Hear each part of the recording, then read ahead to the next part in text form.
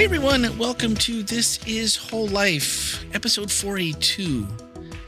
And I have to tell you that there is more information that we have about Australia this week. And I can't tell you all about it here. We even have a 5-question quiz that you can take. This will be in, I don't know if there's even enough room in the show notes. It may have to just be in the Slack. So if you want to take this, you may have to join the new Slack channel, which the link is in the notes, because Randy and Myra were like, look, we're doubling down. Not only is this a great idea, not only do we have the space, coming in January means you're going to be here midsummer. They're testing us and tempting us with lovely temperatures in the mid to upper 70s, and even more things, the Great Ocean, Phillips Island, cruise the Yarra River. I mean, they're saying, like, make it a destination and come along. So hey, there's a I'm whole down. time. Let's do this. Yeah. Let's make it happen. And there are actual photos here, and I will put these in the Slack.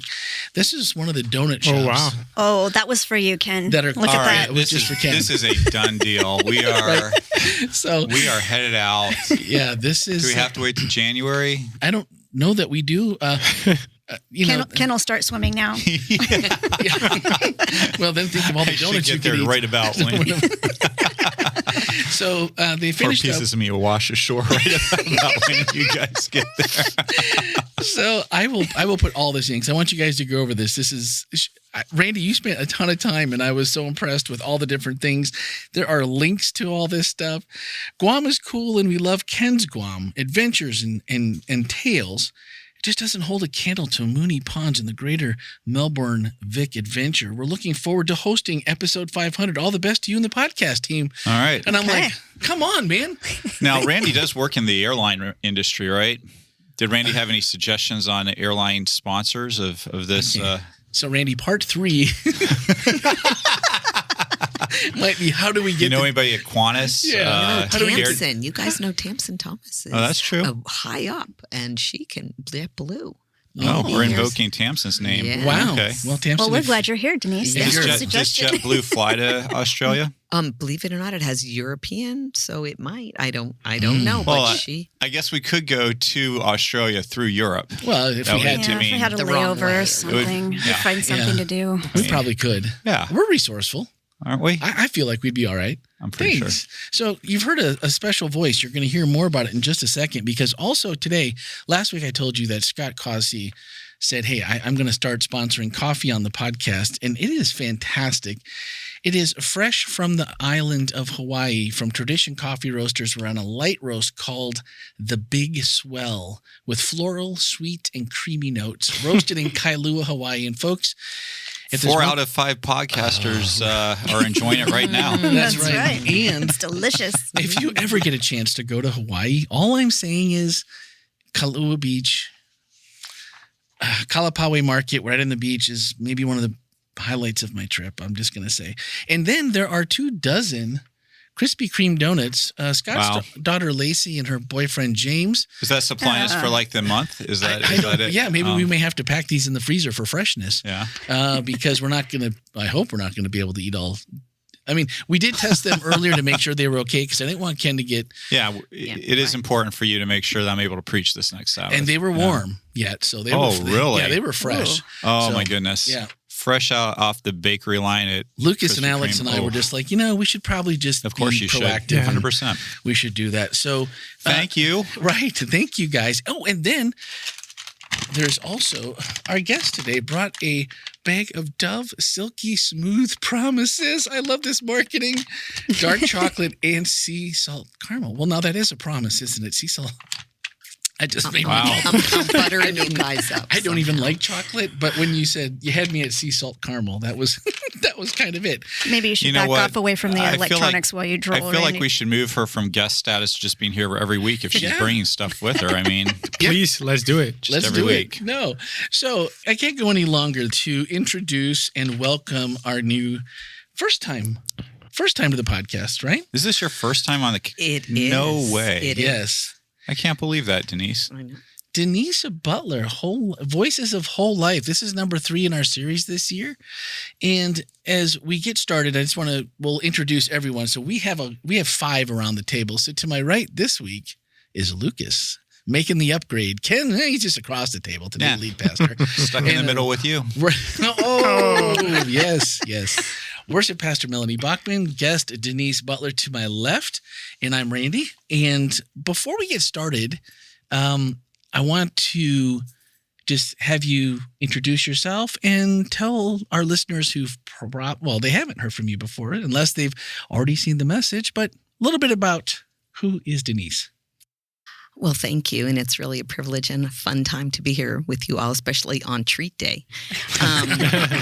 That's every day. So it depends, Randy. I have 2 identities. So do you want the Denise Butler or the Dr. Kirshner identity? Which one do you want first? Let's do them both. Oh, well, okay. Let's go with, which one do you identify with more?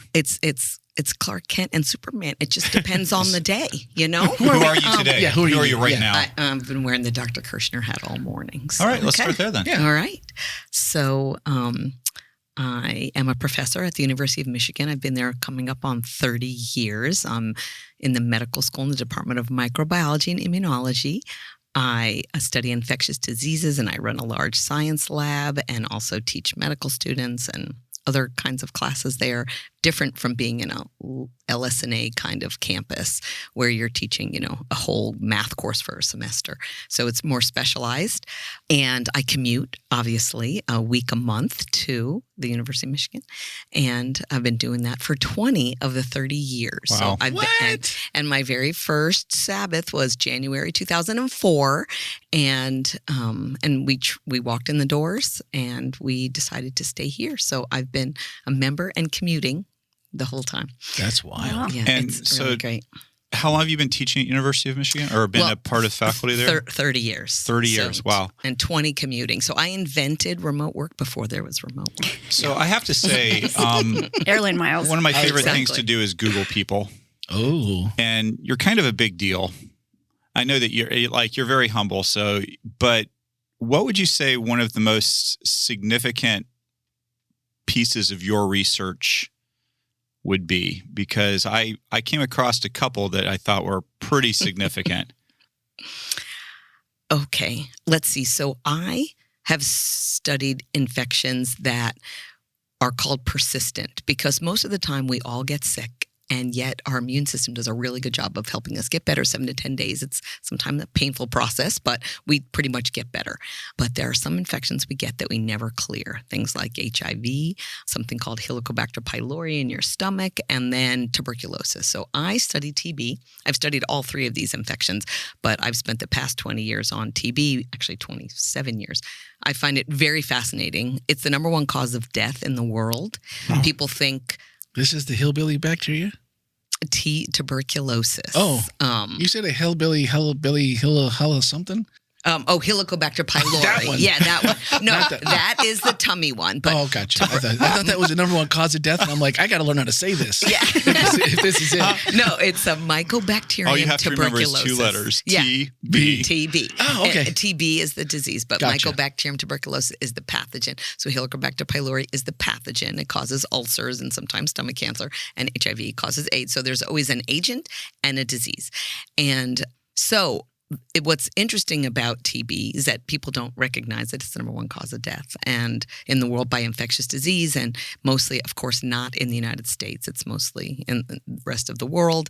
So my PhD is in mathematics. So I build computer models of immune systems, and then I infect them virtually with Mycobacterium tuberculosis and then see how it evolves. And then I come up with treatment strategies and treatment regimens and all of these different things. And then we have a colleague that we've been working with for 26 years who has a non-human primate model of TB because mice don't really get TB.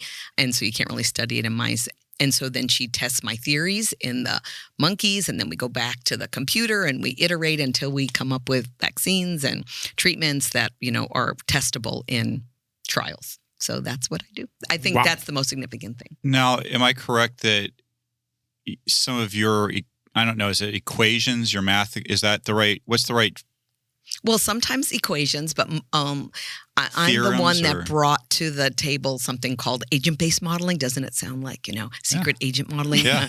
And so we build it all in the computer. And so it's actually code, like 100,000 lines of computer code that has all the elements of your immune system and the bacteria and anything that we know, about the way it all works is all plugged in there. And that's been used for some vaccines and some things for HIV, right? No, tuberculosis. Yeah, the HIV ones are more the equation-based ones, and that was a while ago. But you had something to do with that too, right? I did. We started out, in fact, we were the first people to ever model the immune response to a pathogen, and that's what it's called, modeling. It's not like runway modeling, it's computer modeling. And well, you saw Ken's agent modeling this past week, Yes, I did. I'd say Let's just stop right here. We're talking about something really serious, like cures to diseases, and then we're going to talk about Ken running around like an modeling. idiot. I just wanted to make sure. Agent modeling. Yeah, right? no. Yeah, that is so cool, though. So what do you feel like was the most satisfying thing for you professionally that you've accomplished professionally? Wow, I'll be honest with you. I really love the mentoring and training part better than anything else. I love the students. I love the postdoctoral fellows. I actually created a mentoring program in our whole medical school for all the junior faculty where they come in, they launch for the first year, they have committees that help them succeed. And that's the part that satisfies my heart. The science is exciting, but meh. Compared to doing all the awesome mentoring and training the next generation. Yeah, normally, Denise, when I think about a scientist who's putting together 100,000 lines of code, I don't picture somebody. It feels to me. Do you consider yourself extroverted or? Yeah, it depends on the day. I mean, I could stay in bed all day if someone would let me, but no one will let me, so I'm sort of a forced extrovert. You seem very like a people person, but I know that. A lot of introverts can put that on as well. So, no, I think I'm an extrovert. Yeah. I would say. I mean, I pass all those little boxes. I'm an ENFJ, if you really want to know. Okay. Yeah. Wow.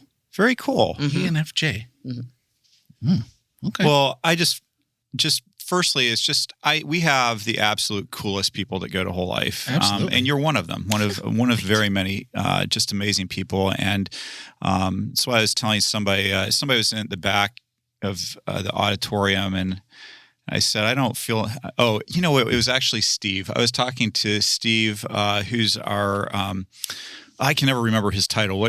What's his title? He's chaplain liaison. Is that what we're calling him? No, I think I have it here. Anyway, Steve preached recently. That guy, right? Yeah. Spirituality. I said it's not intimidating at all to preach to this congregation. You got PhDs. You got some of the smartest people out there. Not intimidating at all. So I said I just get up every week and I'm like, whatever, God's going to use me, and it'll be what it'll be. Hey y'all, it's just me, Ken.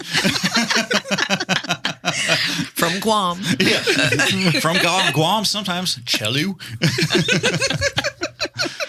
Yeah. Well, it's okay. I mean, but see, if you didn't know that was what you did, I also wouldn't suspect that. And that only is because, like, you're fashionable. You're always like the extroverted, bubbly person that comes up and like is searching out a conversation or a hug or whatever. And so that wouldn't be my first guess is like, so what do you do? Break the mold. That's our job, is to break the mold. We don't like stereotypes, right? Nobody does. Do we put Ken in the traditional pastor stereotype? Definitely not. No, right? There's no way he pulls off the Tom Cruise if he does that. Traditional pastors don't do that. But I have to say this is one of the things that if I can just say for a second, one of the things that really drew me to WholeLife and that I love about WholeLife is that while I said we have the coolest people to go to church here, unlike a lot of other churches I've been in, you don't know who they are. Like it's Denise on Sabbath morning, it's Ken on Sabbath, it's Randy, it's, the titles, the accolades, all that seems to get left somewhere else. Other places, it feels like they kind of enter in. And WholeLife, one of the things I've really come to really appreciate is just the humility of the people who attend church here. They're just incredibly accomplished people, but, when you meet them, it's just, hey, first name, how you doing? How can I serve? Let me be a part of the church family. Yep. Let me serve. Let me be a part of things. And later on, you're like, wow, I didn't know I was sitting next to the person who created 100,000 lines of code that helped create vaccines for TB and did, significant work on creating things that help people with AIDS have remission and that sort of thing. So I think that is one of the things that to me is very Christ-like about whole life, is that, hey, we're all equal at the foot of the cross here, and we're all here to worship together and to work for Jesus' kingdom in this earth. And Denise, one of the things that I appreciate the most about you is just what a spiritual person you are. When we sit down and talk, when I've been around you, it is just evident that you really pour a significant part of your life into your relationship with Christ, into spending time in reflection, spending time in prayer, spending time in God's word, that's a real priority for you. And as somebody who's super busy, it would be, in my opinion, probably pretty easy to get involved with a lot of other things. But I watch how you really prioritize that relationship with Christ. And for me, it's a super meaningful thing to see somebody in the field of science, a very rational field, and sometimes that people say, well, that's not compatible with Christianity, and to watch you show that that's not true, that you can be a world-class scientist and a devout follower of Jesus. And I really appreciate that about you, Denise. Thank you so much. Well, and I think that's part of, if we're speaking to the introverts a little bit, or those that have to pull themselves out a little bit to be, I need 15 minutes of extrovert before service starts, and that way I'm friendly from the time I walk in until I go sit down. You should have FOMO. You don't even know all the awesome people that you're missing out on talking to, because it could be Denise, it could be whoever there's just so many people with interesting work, interesting ideas, interesting hobbies, interesting everything. Small communities are full of them here. So it really don't, you're really missing out if you don't.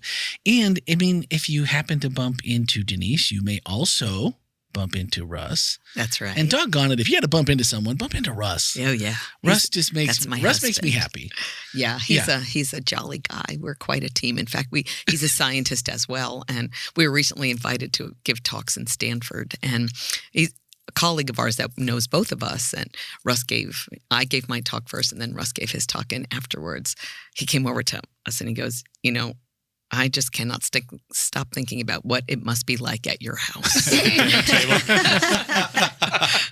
And I'm like, oh, there's fireworks, all right. So who's the bigger talker between the two of you? Well, my family thinks it's Russ, so I'm sticking with that. Okay. Mm-hmm. And his specialty is ornithology. Am I?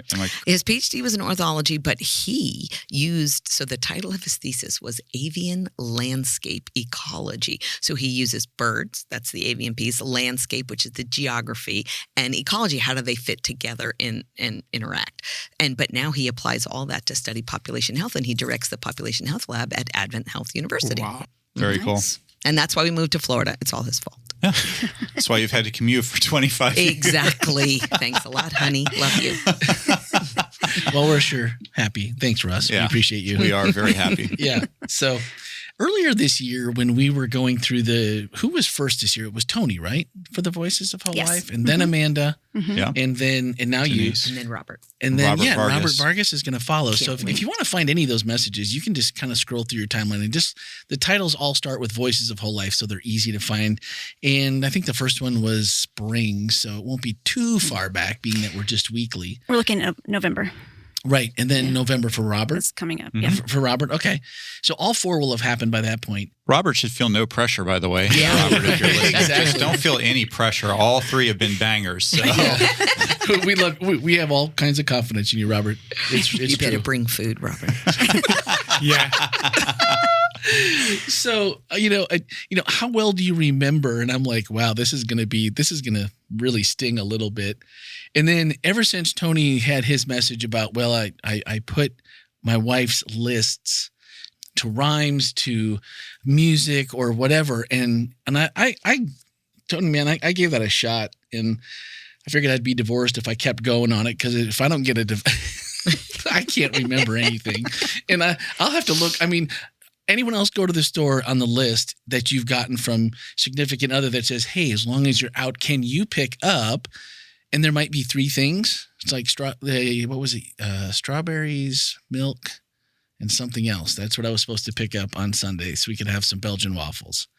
And I had to look at that list 4 times in the store because I couldn't remember what came after the first 2. And I was like, oh, and then I walked to the other aisle and go, oh, shoot, what was I looking for again? Swipe open the phone, go back in.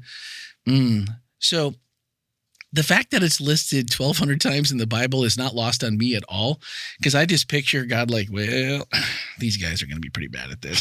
So I think we better put in some reminders. And you came up with so many good reminders. Please don't miss the message that she had in, just your cadence. You packed a ton of things. I mean, my notes list is a full page, which usually I'm about a quarter or a half, and we get through and like all the stuff I want to talk about. Thanks, Randy. Well, no, but I mean, that's the professor in me, right? No, I was going to say that was, and I have it right here. When you bring the professor, you got to bring all this extra stuff. And I'm like, all these things that you brought out. And I'm like, well, wait, I have to tell you one other thing is that Melanie made me cut 25 slides. So there was a lot more. We could have just kept going. It could have been a series. I think I'm going to write a book. That's what I decided. I studied it for 1.5 years. Well, there you go. So she makes her cut too. So I feel better about that now. Okay. That it's not just you that gets cut. Oh, yeah. Yeah. 25 slides. No, So, Cut. Yeah. Cut. And Okay. she left me with 25. So. Okay, so before we go any further, was there anything in those slides? Because this is the part I always want to know, because people can go and check a lot of this out. But was there anything that hit the floor that Melanie just lopped off that you were like, oh, if I could have just gotten into that piece, then we would have really just like locked the whole thing in? For the record, I wasn't the lopper. Oh. I just suggested lopping. And she is so politically correct. Don't listen to I've never Melanie. met someone who is so politically. You might think this. You might rethink that. And I was like, that's so PC. Wow, she's that nice to you? Yeah, remember, I'm dealing with other scientist reviewers like that. Yeah. Just stinks. Get that out of there, you know? Well, that's And how she is with me. So Well, see? must be the maybe guest part of we won't it. become friends. We'll stay so, like that line. That line. Yeah. Okay. No, that's not true. She actually is very nice to me too. But seriously, was there anything that you said, boy, this really, really does bring home my point, but there's just not enough time? Anything like that? So that's a good question. A lot of it ended up in homework. Okay. So I gave homework. If you watch the sermon, you'll see that the last slide is homework. And I took a picture. Yeah, thank you. By the way, it was really fun. I was seen in the back, and I watched so many people pull up their phone and were taking pictures of it. I mean, a lot of people. Good job, WholeLife. You can borrow that, and have homework every week. Yeah, I could. I mean, it's fun. We like homework. But I'm a television reporter. I don't really care whether you remember it next week. No, I'm just kind of kidding. That's not true. I love it. I love it. I think, what I did was decide to take one story, and that was the Joshua story, and really break it down, and one maskell, and really dive in instead of kind of just hitting with a lot of different ones to make the point. And actually, it was a brilliant piece of advice because it was a challenge. I prayed about it. I'm like, okay, God, I know that you have a message here. Help me trim the slides. And believe it or not, I give lectures all the time. I have no trouble putting together my talks. Sometimes when I practice the night before, my brain, I'll move a slide. So I want to say this before I say that. But I could not put this information in order. There was so much of it. I just made all of these slides. And then, well, Melanie, I want to say this and I want to say this. And what about this? And she was just shaking her head and she let me go through my whole diatribe. And then she's like, all right, let's start again. And she walked me through them all. But all the advice was really, really good. And it just... I actually prayed for God to help me to focus on what to say, and she was that voice. So I'm super grateful. That's awesome. Yeah. Well, the one thing that I won't forget is a car. Yeah. As soon as you said Isn't that, it it's great? like A power word. Doesn't it sound like the upcoming Tesla school bus? Hurry up, kids! You're going to be late for this car. Get out the door. Let's go. That's the first thing I thought of. Elon better give me rights. That's right. If it is, we'll hold them to it. Or maybe in ancient Hebrew. I don't know. Yeah. But maybe the thing that, early on, that you said that really struck me was about dementia. And I know that was maybe just a little bit of a sidebar compared to where you were going with the maskell and the Psalms and asking the further questions. But, what a sobering idea that is. Yeah. That it's like the reason that we really get upset and that we're really torn apart emotionally isn't because of what, that like maybe they don't know us or they forgot, but they're not the person that we knew. They're not the person that all the things, the cognitive pieces of them that made up them, the memories that did the 1,000 lines of code and all of this, like all of those pieces are gone. And then you're just left with something that just isn't there anymore. And so when I thought about that and how so many people, I think we probably all know someone who is either struggling or has struggled, family, friend, somebody. And it's such an odd, it's one of the odder feelings. Like it's almost like a death, but they're still here. So how am I supposed to deal with this? It's a weird thing 100%. When it's someone that you love, right? And I was just thinking about that as you're going through this whole message, and I just kept coming back to it when, you asked, what stories are we telling? How's God shown up in your life? And you gave some great examples. But for that person, like what's left when that happens, and just really how important it is to keep these as tight as we can and to remember them. So not that I guess you can't fight dementia to a certain extent. And so, but maybe you hope that someone inside still has them. They just can't get them out. Yeah. I think, when I started really realizing that, who are the people that don't have memories? And I thought, well, that's it. And how painful. I'm also a believer in like spiritual attack. And I think, a lot of times I believe the evil one attacks the things in our lives that he's most jealous of. And for example, most cancers have to do with reproduction, and he can't reproduce anything. And I think that's probably part of his attack. Ooh. And also memory. Again, that's the thing I think God wants us to do, is just to remember it all, where he showed up, where he is now, and where he's taking us. And Satan doesn't want that. So he's erasing, making us lazy about remembering. So those things, I'm always like, your tricks are so clear. We see you, because it's super obvious when you step back and you realize that. Of course, he takes away the most important thing about us is our memories, and because his time is short and he's cranking it up, and that's why I think there's even more people with dementia around us now, which is super sad. Yeah. Super sad. Yeah. Well, you gave a couple of really good instances where you were like, these are places God has absolutely, in my mind, showed up in my life. Yeah. And in the back, I hear somebody, but that's probably just coincidence, Denise. Right. I mean, that could be anything. It could just be, you had 4 down days. It was time for a good day. You don't want to be attacking, but you also just want to stand up and say, no, I'm pretty solid on this. How do we do that? Because sometimes when it's even your friends who may not be believers and different things that have happened. And if you kind of give credit to God, it's like, oh, God does everything, right? God, it's kind of I'm not so sure. So I have a couple of thoughts. The first one is that very often at work, the people I'm mentoring say, how are you so successful? Tell me what the secrets are. And I always start with saying, you're not going to like the answer. You're not going to like it. Yeah. And they're like, what do you mean? And I say, well, I spend the first hour of my day in prayer and I give it all up to God, and I just have to let it go and do my best and then just see what happens from there. And they're always like, really? So I think, that's part of it. I'm a big believer in God in the little details. I have a very good theological friend who I will not name online. She's also a member of our church that doesn't believe in the keys, God helping you find your keys, but does believe that God shows up in your life. And I think, well, where do you draw the line? How do you say, well, he shows up in, helping you find your life mate that you're just like, I know God had us meet, and he doesn't help you find a good parking spot when you're really in a hurry and you're desperate. I don't know. I like to give it all to God. I think that even if you don't believe that God helps you find the keys if all of us have lost our keys probably at one point or another, and when you finally find them, it's just like, finally, you've got them. And even in those moments, whether you believe that God helped you find them or not, it's still the goodness of God. Mm-hmm. Mm-hmm. It's still that moment where you're like, hey, I'm grateful. I'm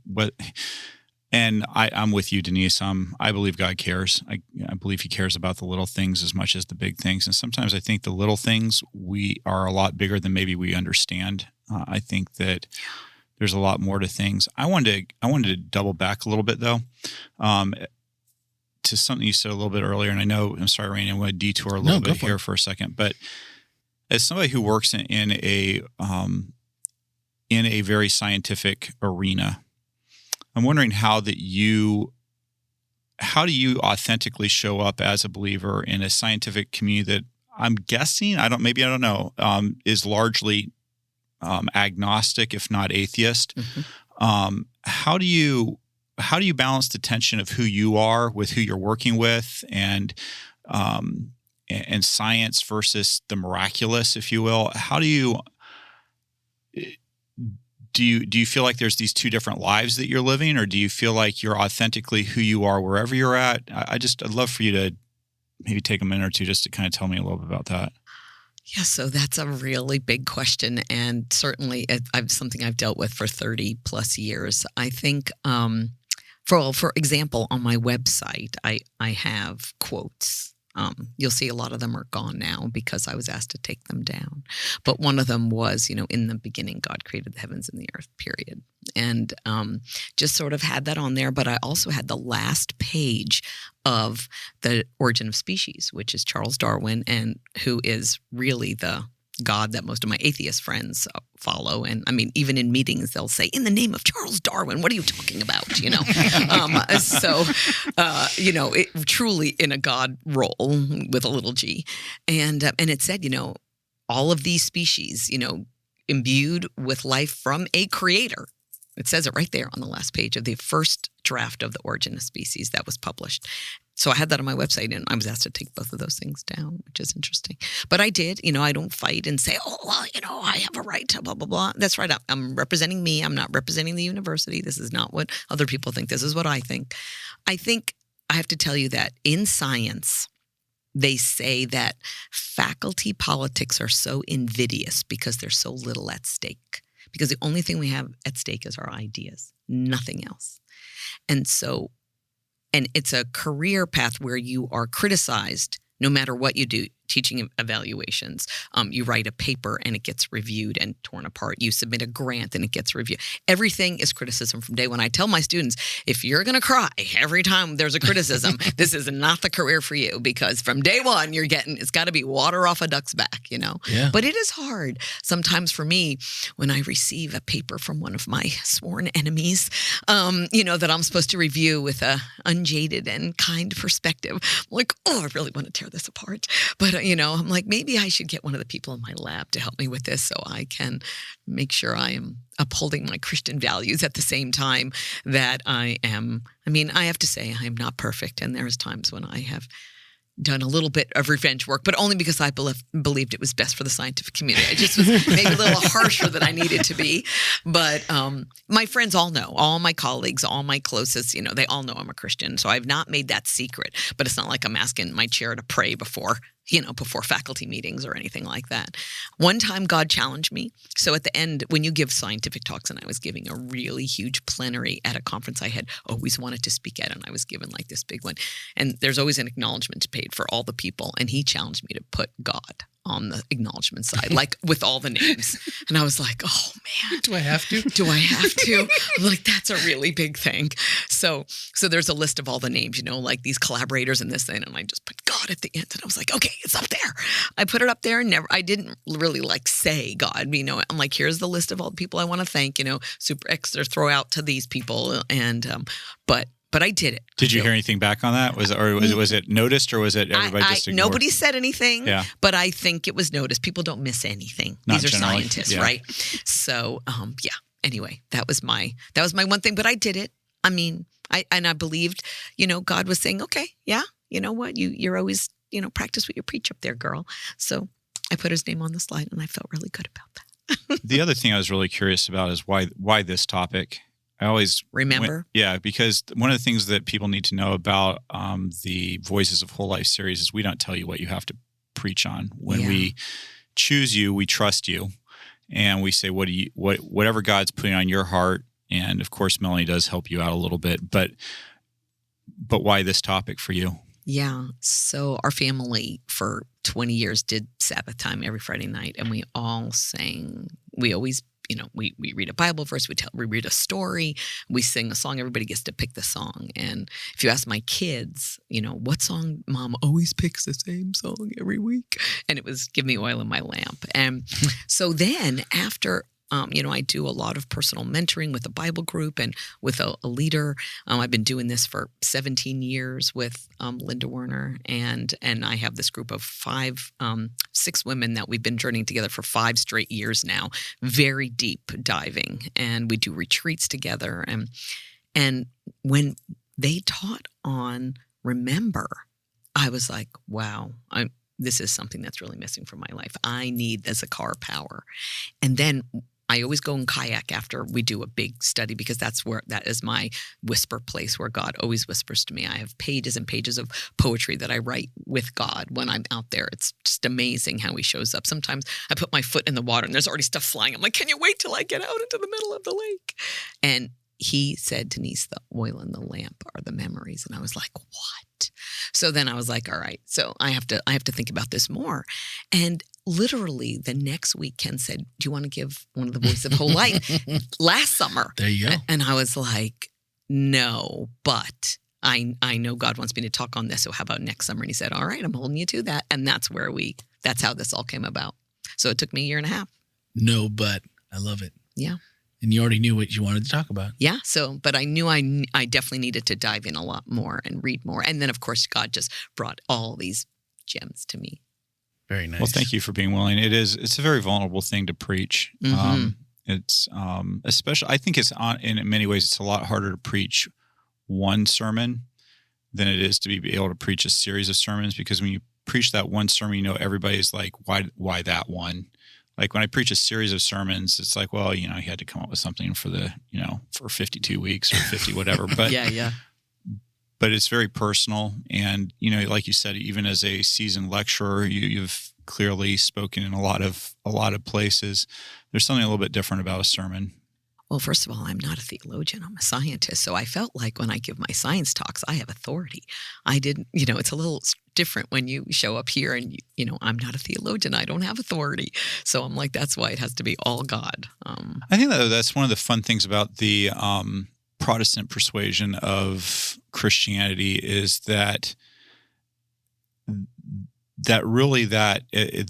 the origins of Protestantism, it was this idea, though, that you might not be a theologian, but you still have a walk with God that you get to comment on, and that you get to have an opinion about, and that you can speak authoritatively to, even if you aren't a PhD in that particular arena of life. And I think that's one of the things I personally really appreciate so much about Protestantism and about our particular denomination is that we believe everybody has the ability to go to the Bible and determine what God's saying and then share it. And I think one of the things is then the rest of us get to critique it and say, well, how does that show up for me? How does that move with me? And I know, Denise, I had a lot of people tell me how much it moved them, and particularly the person who was sitting right next to me, my wife. We got done, and she did. I don't get to sit next to my wife very often during church, and she, as soon as you were done, she turned and she goes, "That was amazing. Oh, that was so good." Yay. And just went home and we talked about it and thought about it. So I know God really used you on Sabbath. Thank you. Amen to that. Well, this was the first time that I had heard this idea of the 10 virgin story or parable being shared as the fuel, as our memories. To me, that was the part, like once we got past the halfway point, and then it was, I kind of skipped the homework. I'll be honest. I'm not much of a. He's a rebel. Is that just a continuation of your educational career? I've never been much of a student for studying all that much. It's like, what can I pick up? And I can usually get C's or B's. That's good enough. I don't need to do homework to get the A. I don't need it that much. My mom did, but I didn't. I was fine right there in the middle. But I think I saw one tear go down Denise's face when you said Although I did give my husband an A- in a course once because Wow.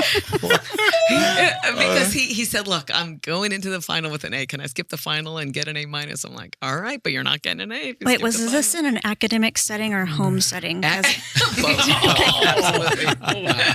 No, academic. He took a calculus class for me. Oh, wow. It was hysterical. Anyway, that's a story for another podcast. Oh, Russ, next time I see you, buddy, I want to hear this story. I really, really do. But tell us more, Yeah. like when you were going through that and God gave you that kind of feeling in your head that this is where you were supposed to go with it. Yeah. Tell us what you like, why when you got into it further, it was like, yeah, this is definitely it. Well, it's funny. I said this during the, and by the way, I just want to say that that's one of the reasons, Ken, that I wouldn't let Melanie call it a sermon. I'm giving the message because I feel like a sermon, you have to be a card-carrying theologian. And so that's why I'm fair. like, I gave the message. That's fair. A message, not the message. But anyway, okay. This another thing that came into my head was this chant. He did it before, he'll do it again. And I actually had to Google that. I'm like, what superhero is that? And actually the only time it's ever used is in a Christian context, which I was shocked. I thought, no way, some Scooby-Doo episode or something must have that in it, right? And it was not. So I'm thinking, well, to be able to say he did it before, he'll do it again, it sounds like fuel. It sounds like energy, right? And so then I got the idea. Well, I'm sure, like I said, it was out on the lake. God gave me the idea about the oil in the lamp are the memories that we need to fuel everything. And it's because we're so spiritually amnesic, right? I mean, we forget everything. I mean, my husband has to remind me all the time. We're watching a movie and I'm like, I've never seen this. He goes, we saw it twice. I'm like, what? I mean, I can't even remember a movie that I saw. That's a real argument in our house, too. Yeah, I'm sure it is. Oh, Ours you've too. seen it? No, I haven't. I know. And I'm sure he's right. It's just that I'm not committing it, right? I'm being, Right. That's my lazy forgetfulness. And I felt like, okay, there is really something here that, I also feel that we're in a time and a space right now where things are incredibly tense and stressful. And I thought, okay, what is going to get me through? And maybe just thinking about, God and all the things that he's done. He's done it before. He'll do it again. He'll do it again. So, yeah. That is so cool. Well, maybe my favorite story though, because this was Resonation Station. I pulled right in, boot, boot, and I was like, when you like hummus nearly takes you out, right? Yeah, right. And oh man, Ellie was maybe 2, so this is 17 years ago. We were in Tennessee, Music City. And we're setting up for Youth Specialties. We're there with Bill Crofton, and we're setting up this booth. And Heather and I designed it, and he's like, you guys got to go and help me. So we traveled, we went, and we were there like all day. The doors were open. It was like 30 degrees. Our booth was right by the dock. We were frozen to death. Ellie was, poor girl, all day we're setting this up, right? We get back, and we're like, we're so hungry. They had no food. And I get to the hotel. On the way to the hotel, there's one restaurant. And it's McDonald's. I would just about rather go hungry than eat at McDonald's. It's just my personal thing. So as we get back, Heather puts Ellie in the tub. She's like, steaming up the place. And I'm like, I'm going to eat some of her nuggets. Oh, no. I ate a nugget and it got stuck in my throat. And Heather's not even like in the room. She's in the bathroom. She comes out and I'm just like, oh my. And I'm like, and when you said, here, okay, that's it. I'm going to die in a bathroom stall with hummus is going to be what takes me out. And I'm like, it's a chicken nugget that's going to take me out of this world. I can't even believe it. And so for a moment, I was like, I know. I like put myself there and I was like, yeah, the hummus. Yep. Chicken nuggets. Just stay away from them. Yeah. I did want to be clear, though, because I sat during first service, I heard it one way. Second service, I thought you clarified it a little bit. I didn't hear second. Were you eating the hummus in a bathroom stall? No, but because in first service, that's the way it sounded. Oh, and I was just trying. Slower. Second service. Second service. So no I was like, well, said second service. I guess that must so have been a really tight flight where you were like, shoving it down. Yeah, no. so. Okay, I'll be honest with you because I fly so much. I am, can go into the sky clubs or whatever that is because I'm a Delta Queen, and they actually call me a pioneer. Wow. Yeah, yes. because I'm a million miler and a diamond and all the things. Anyway, so I'm in in the Sky Club, and it was very late, and they closed like at 11, and my flight got delayed, so I'm sitting in there, and I thought, okay, I'm just going to eat something, and I went and got some hummus and some cucumbers, and I was listening to probably this podcast, and Of course. because I do that sometimes that makes when people I travel. choke. Boom, boom. Anyway, so I just swallowed it down, and then like my first reaction was, I've got to go to the bathroom and maybe I don't want to cough it up like in the lobby or whatever. So I ran to the bathroom, and then there was no one in the bathroom, and I thought this was a really bad idea to run to the bathroom, right? And and then but I mean, I thought it was over. And I have a big thing about that song and I told this to Albert, breath in your lungs, great is our Lord, because our family went to Hillsong Church in Sydney. And that's sorry about that. Well, That's wonderful. Yeah, it was incredible. And they have like a 10,000 seat service. Wow. And they do 5 services a day. So they're like 50,000. Yeah. Anyway, it was incredible. And that song, they played all throughout the service at different points, and just the whole, it's your breath in our lungs. So that has become like a mantra to me. Yeah. So I'm actually in there choking, and all I can think about is breath in my lungs. I'm like, oh no, I mean, so it was just all like a thing. And I also believe God was, teaching me. And he did not cause me to choke, but when I came out of it, he was like, there's a lesson here, Denise. Slow down, maybe stop traveling, and yeah. Mine was, and it still is to this day. Would you stop? Would you just sit down when you eat? Exactly. Why are you walking around? And then anytime I choke, it brings me right back to that, and I just sit down and go, I'm sorry. Yep. Sorry, I shouldn't do that. So luckily she knew the Heimlich, and we were fine after 7 or 8. I guess my guardian angel gave me the Heimlich, but this thing was lodged like Play-Doh. It's the worst feeling in the world. It is. I would not want to suffocate or drown. Yeah. No. Sounds horrible. I think I'd rather burn to death. I don't know. But I don't like fire either. I don't know. Pick your poison. Wow. I know. This just took an interesting turn. Just trying to breathe, and you can't. It's the scariest. It is. It's horrible. So I'll segue it. Okay. Good. Please, Mr. Newsman. So what do you think we'll remember in heaven? Ooh.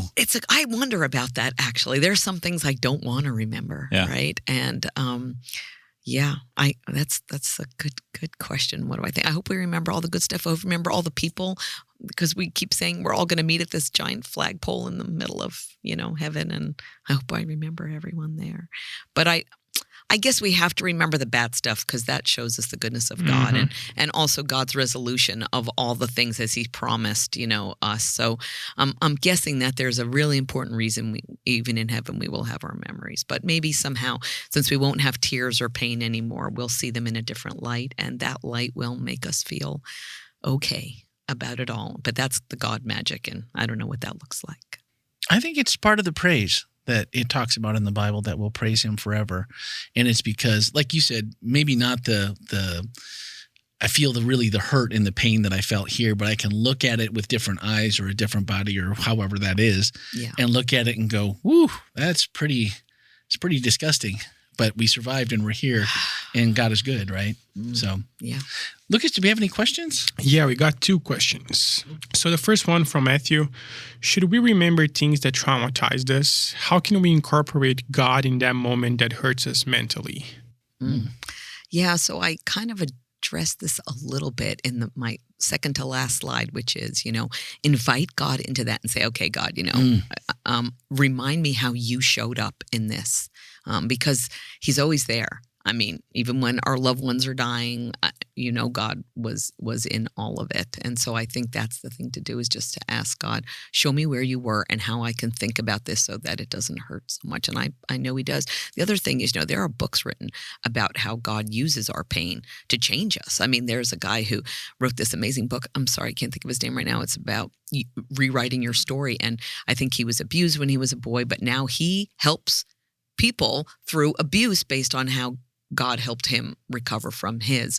So I think that's the magic of God, is that He helps us use our pain.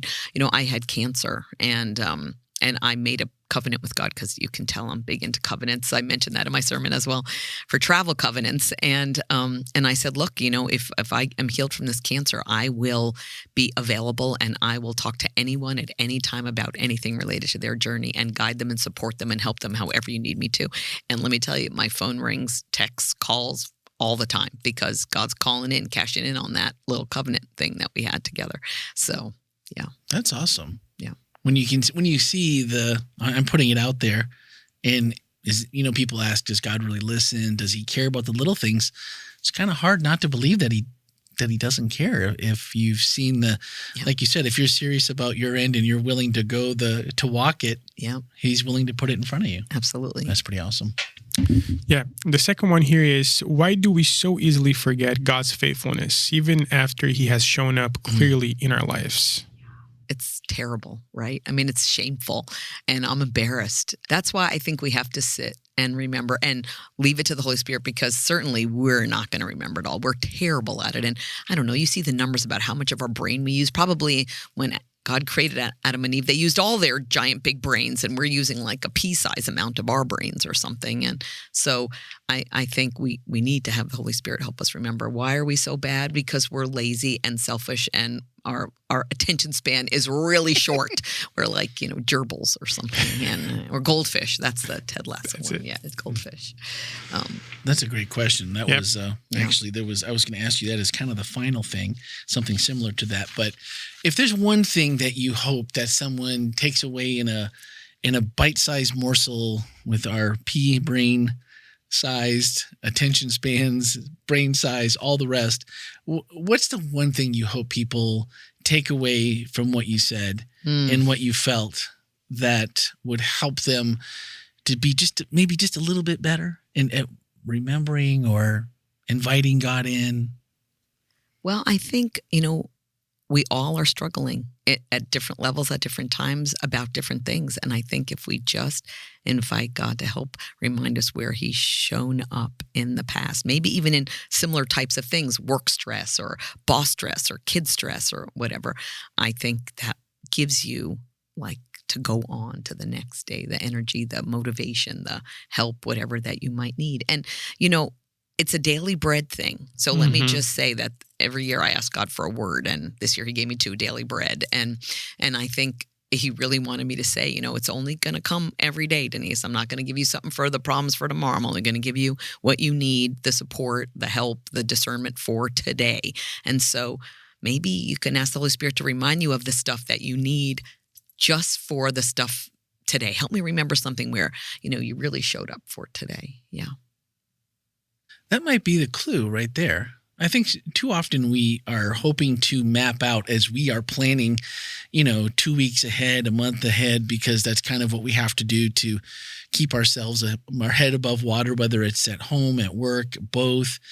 And it's like, well, I'm only going to give you what you need for today, but that's not enough. I know. I don't want it if it's just for today, because I can get through today, bro. I need to know what's happening tomorrow, because I got so much on my plate, right? And so maybe we're not listening because it's not in the delivery size that he's trying to give it to us, to also teach us, slow down, talk to me every day. And that's something to think about as we go, as we close out this message. So I want to read a quote to you from Rabbi Herschel.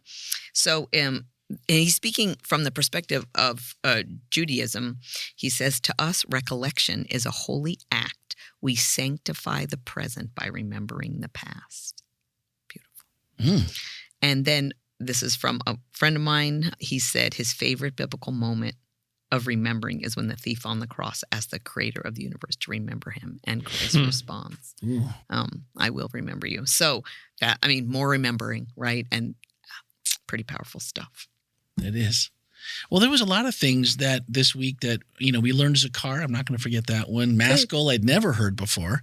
So that was something new. And then you gave us homework, which, all right, I might go back and look at the homework, because now I feel guilty for not joining the class. Don't forget, there's a practice. But honestly, it was Lucas and I were really busy, but there was a buzz going around after the message this week.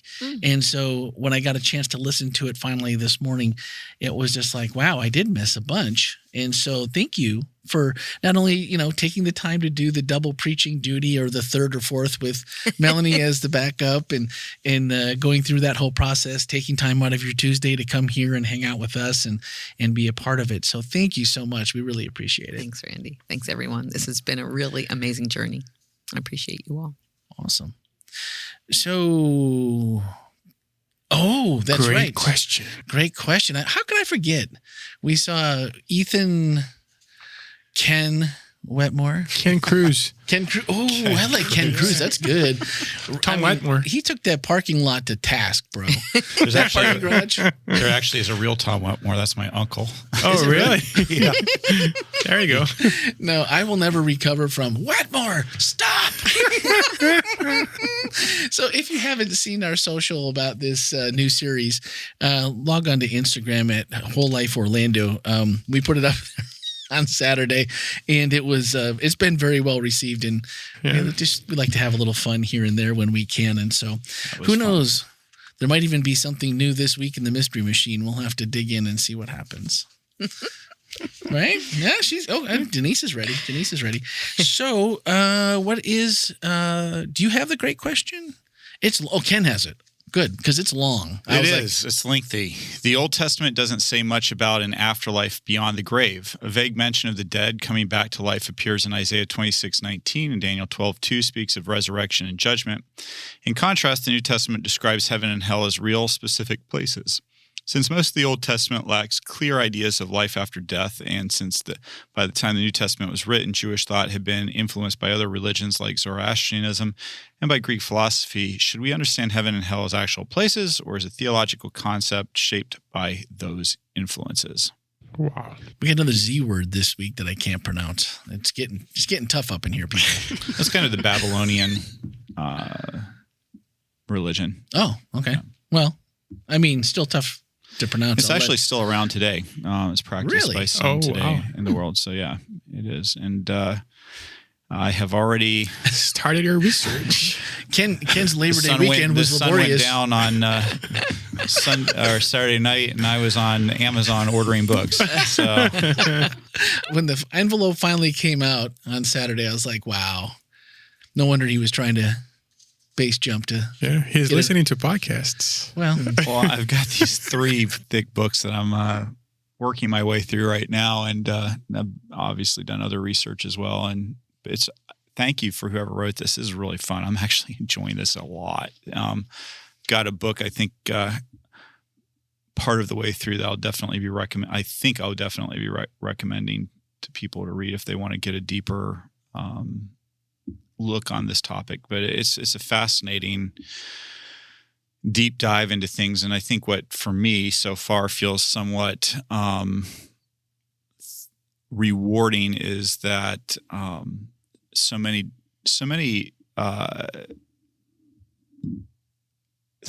scholars of the Bible who one of the books I got is by actually a atheist who's a New Testament scholar. His last name is Ehrman. He teaches out of UNC, and he wrote the book on heaven and hell. And what's fascinating to me is that and I haven't been through the whole book yet, but as I'm reading through it, there's a lot of what he writes that actually corresponds pretty nicely with Adventist theology on this topic. So there are definitely portions that do not, but it's interesting to see that. So Ken's excited. Melanie, are you excited that Ken's excited? I'm super excited. Yeah. No, she's not. No. She looks forward to watching me sweat blood as we get closer to Thursday. Well, I mean, it's all right. I have plans. I think I can maybe get a head start on the next week's anyway. So, Reggie? Yeah, that's not gonna happen. We'll see. But we do have great question number 2. It's in the hopper. It's in the hopper already? It's in the hopper. Oh, do we know? I mean, I feel like I know a lot about what happens around here. I mean, do we have a safe or do we have something Ken-proof? The secret hiding place. Ken-proof. I don't know. I feel like when Ken, if you're willing to base jump with the backpack, I mean, where's your limit? I figured either way. I was one way I get out of doing it, and the other one was so. Yeah, no, that's sound logic where I come from. So Anyway, guys, don't miss Denise's message. There was a lot packed in there. So good. And don't be like Randy, do the homework. And so the other thing I wanted to say was just again, Scott and Lacey and James, thank you. Yes. The coffee and the donuts were fabulous, and we have enjoyed your kindness to us, and we just appreciate you so much. And this week, Saturday night at 6 p.m., right? 7. 7? Yep, 7. 7, remember 7 o'clock. So yeah, at 7 o'clock, we will be having our town hall. Yeah, we'll be having our town hall as we take a look at a vision plan for the next 5 to 10 years of WholeLife's existence. And it's kind of exciting because 2026 is our 100-year anniversary. And so the way that we've kind of worked this is a plan that goes the next decade of our next 100 years. So that's wild. Jumping into that, I'm really excited. There's been so much work that's been done by so many really gifted people. We started off with a board initiative. You'll hear more about this on Saturday night. We started off with a board initiative. We have a standing committee called the Strategic Planning Committee that this went to start working on that. And then we brought in a consultant. There was a smaller group of that strategic planning committee along with staff that met for, I want to say, 6 months, yeah, something like that. Almost every Sunday or every other Sunday for about 5 hours. And so there are literally hundreds of hours of input. And I think what feels satisfying to me is that this is not one person's project. This is a project that was a lot of people put input into. We did a survey of the entire church that was incorporated into the thoughts and plans that we have. And so I'm really excited on Saturday night to kind of showcase the work that's been done. And what's also important in this is that, like I said, it's been voted through by the Strategic Planning Committee. It's been taken to the board. They've voted to recommend it on to the church. But before we voted on it as the church, I really wanted people to have a chance to also give some input and say, hey, what about this or what about that? Which would give the Strategic Planning Committee and the church board a chance to say, okay, maybe we need to revise this a little bit or make an update here. Or they might say, no, I think, based on the feedback we're hearing, it looks like it's pretty well ready to go as it is. But I can't tell you how excited I am about this. Just the amazing work that's come out of this and the plans for the future. So I hope that you will come out on Saturday night, 7 o'clock, be there. It's going to be really kind of a cool thing. The first part of it's going to be a blend of storytelling. We're going to kind of explain to you why. And then you'll get to submit your questions, kind of like we do question and answer at the end of the service. You'll get to text in or put in your questions. We have the marvelous Michael Paradise, who will be a moderator. And there'll be a panel of people. So when you have questions, that panel of people will answer that question. We're recording all of it. Our goal is to put it up on the website. So those who are not able to make it can go ahead and review it later. But I'd really encourage you, please don't think, well, I'll just watch it later. If you have the ability to get there and be a part of it, please do.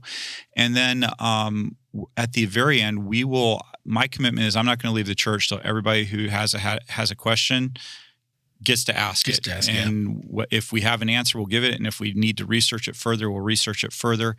But our goal is to be there until every person who has a question is able to kind of do that. But what we'll do is there'll be the first section where we present the material. There'll be a question answer that's being moderated. And I anticipate that's going to, Melanie, what did we decide that was going to be? That's going to be about an hour and 15 minutes. About an hour and 15. That section will be about an hour and 15 minutes. And then we'll close it. For those of you who are like, an hour and 15 is about the amount of time I'm willing to invest in this right now. You can head on out, but those of us who are on the panel, myself, we will stay by. And if you want to come up and speak to us, sometimes I've been to meetings where somebody gets at a microphone, you hear the same question 17 times. You're like, when is this meeting going to be over? And I've already answered it and I feel frustrated and I'm ready to go. We don't want that to be anybody's experience. At the same time, we also don't want you to be the person who's like, that was a meeting where I didn't get to ask a question or make a comment or be heard. We really want everybody to be heard and to have that opportunity. So I think after that, there'll be a page on our website, correct? That people can go to see the entire plan. There'll be I think that the presentation will be there. We're going to be seeking your feedback still. So if you put some more feedback in there, we'll take it. And then based on that, again, we'll have a meeting with our strategic planning committee, with our board. And then on October 16 or something like that, I do believe, there will be a church business meeting. And this will be one of the items. But we're not going, at that business meeting, we're not going to be running through all of it again. It'll just be a yes or no. Vote this or yes, or vote no, and take it back and keep working on it and come back again. So that will be there. And then we'll also have our board members that will be coming on to our new board that will be at that business meeting as well. Denise happens to chair the personnel committee and does a fabulous job of that. And so those recommendations will go from the board on to the church business meeting for that. And there'll be a couple other items. But yeah. So is there anything you don't do? At one point, I really thought I should just get on the payroll. Now that I've given us, I feel like we hear you may be retiring, so you're more than welcome to join us. Can we afford her? I'm not sure we can afford her. I don't think so. I know we can't, but I can't really afford any of the people that work here, and yet you guys still work here, so it's pretty amazing. Well, that's amazing. So please don't miss that. This is just a ton of work. It's hard to put into words and grasp how many people, how many hours have gone into this process, all for just making sure that we're doing what God wants us to do moving forward. So please be a part of that. You'll find more information as we get closer to that this week. And then the next week, Friday night and Saturday, Connected. It's in the show notes. It's in Slack. And we updated last Saturday all the ways you can possibly get involved. We talked about the World Vision 6K. We need 300, or we'd like to have 300. The 2 hunger projects each. And by the way, if you do this race, you can do it virtually or you can do it in person. So if you're listening to somewhere else in the world, you can still be a part of this. You can do it virtually. And every person that participates, the money that it costs to be a part of this race provides clean water to one other person in the world for the rest of their life. Yep.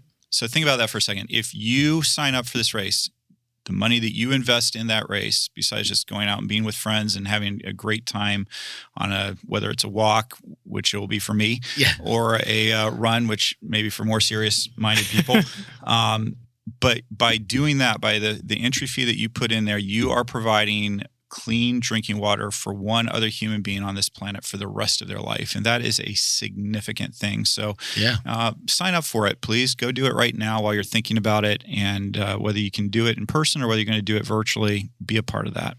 And even, it's a little bit warm in the morning, but you get back here, you can then come and hang out with, I think we need 150, 175. 150, I think. Yeah, I think it's 52 shifts of people that are going to pack meals for thousands of people. Have you ever done this before? Yeah, it's awesome. It's awesome. It's so fun. Yeah, it's a great opportunity. It's basically you put together a complete meal. Yep. Or meals and send it off. It gets sent off to places in the world that need food, that are hungry. So and on the website it shows you all the different countries what we're going to be packing is going to be heading to, and then finally all the rest of that, which of our volunteers, which is about 350 opportunities, and they're all in this really nice little box system. You can see who it is and just click on it, and all the things you need to register are there. So that's been updated. So please sign up and get ready so that as we get to the 13th, we know that we're full and we're, ready to go. And I want to make sure that I think there's sometimes a misconception out there that this is the one time a year that Whole Life does. This is actually the showcase of what we're doing for the rest of the year. So in other words, we already work with World Vision. We already work with a lot of these other organizations, whether it's the animal shelter or Red Cross or SALT or food harvest, Second Harvest. Second Harvest. These are all if you're wanting to volunteer any given week, there is a way for you to be volunteering in your community here at Whole Life. And you can find that out at the showcase. It's also going to be a part of our website. So the number of hours, hopefully Anderline will be telling us on that Sabbath, the number of hours we estimate our church members volunteer in the community to make the world a better place, because again, that's a part of our values here at Whole Life is service. And so there are so many opportunities if you want to be engaged in your community every week here at Whole Life, and we want to engage you with that. And this is a celebration of what we do all year long and a showcase for some of the organizations that we really invest in. And you're going to see upcoming right after this event, there's a lot of partners who are working on some videos to let you know how much they appreciate what Whole Life does, appreciate what you do, because you're Whole Life. So they're sending some of those. We're going to have a whole list of places. It'll be a really nice one-stop where you can just say, this is kind of my jam. I want to do this, and I want to serve here. And it's really cool. There's lots of cool stuff. So this will be kind of your springboard for the rest of the year to just come in, get ready, and hang out with everyone and do some cool stuff. I think that's it, right? That brings us through like the next. There's so much going on at Whole Life, Randy. But WholeLife.church. We're just going to have to leave it there. Great job, by the way, to Albert and the crew that put on a great living room session Saturday night. That was really fantastic, and just. Yep. Hit that events page. The link is in the show notes and in the Slack, and make sure that you're there so that you don't miss anything that's happening. Guys, thank you so much. Denise, one more time, thank you. Thanks for listening, and have a great week.